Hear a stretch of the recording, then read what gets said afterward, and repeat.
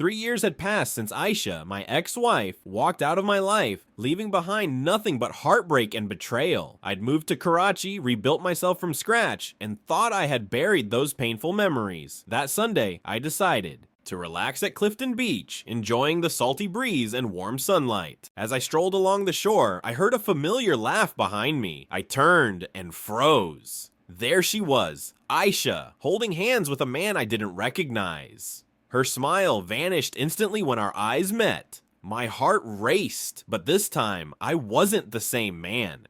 In that split second, every painful memory returned. The secret late-night calls, the lies, and finally the day I discovered her affair. She left me without hesitation, choosing another man over the years we had built together. Back then, I had nothing. No money, no stability, no hope.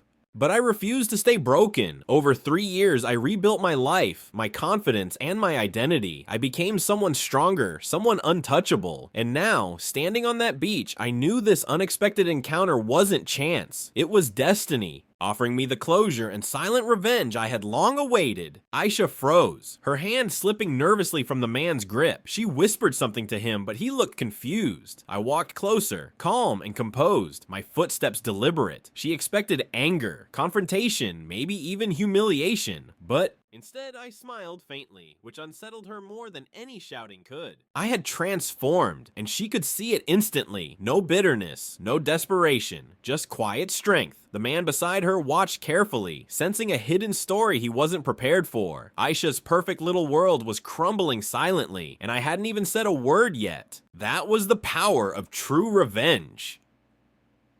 Over the past 3 years, I had built a life she could never imagine. I became a successful entrepreneur, launched my own company, and invested wisely. The man she had betrayed was gone. In his place stood someone she couldn't touch anymore. As I walked past her, I waved at an old friend nearby, my fiancée Alina, stunning and confident. When she kissed my cheek warmly, I noticed Ayesha's expression falter. Her grip on her boyfriend's hand tightened. At that moment, she realized I'd moved on completely.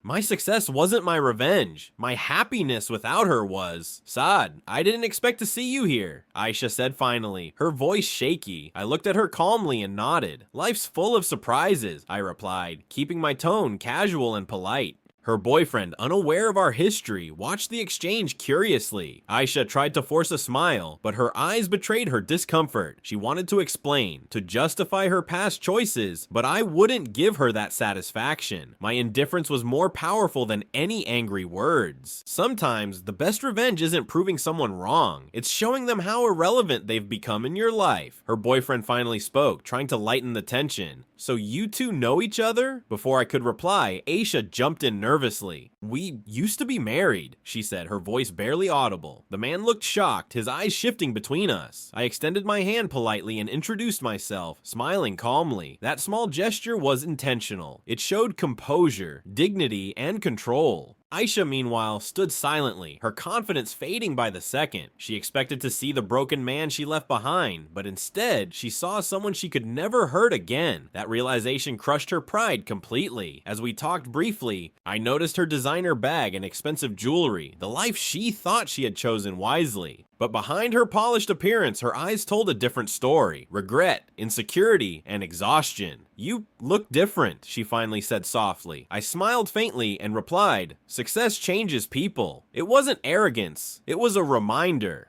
She had left me believing I'd fail without her, but life had proved her wrong. That moment wasn't about revenge through anger. It was about showing her she had gambled and lost everything. Her silence was louder than any apology could ever be. Before leaving, I turned and introduced Alina properly, placing gentle emphasis on the word fiancé. Alina smiled warmly, holding my hand, unaware of the storm brewing behind Ayesha's eyes. Ayesha congratulated us with a forced smile, but her trembling voice revealed everything. She saw it clearly now. The happiness, love, and success she once dreamed of were mine, but with someone else. I didn't need to say a single harsh word. My presence, my transformation, and my peace were enough to shatter her from within. Revenge wasn't about destroying her life. It was about rebuilding mine beautifully. As we walked away along the shore, the waves crashing softly, I didn't look back, not even once. That silence was the loudest statement I could ever make. Ayesha remained frozen behind us, watching the life she could have had slip forever out of reach. I felt no hatred, no sadness, only closure. The man she abandoned had died 3 years ago. The man walking away today was reborn stronger. Sometimes, the sweetest revenge isn't punishment. It's living a life so fulfilled. The person who hurt you becomes just a forgotten chapter in your story.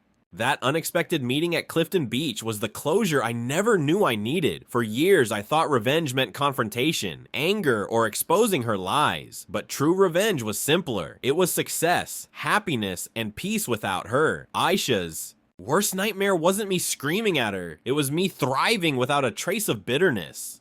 Her choices had consequences, and now she faced them silently. As the sun dipped below the horizon, I held Alina's hand tighter. My heart was free, my future brighter, and my revenge beautifully, completely, and silently fulfilled.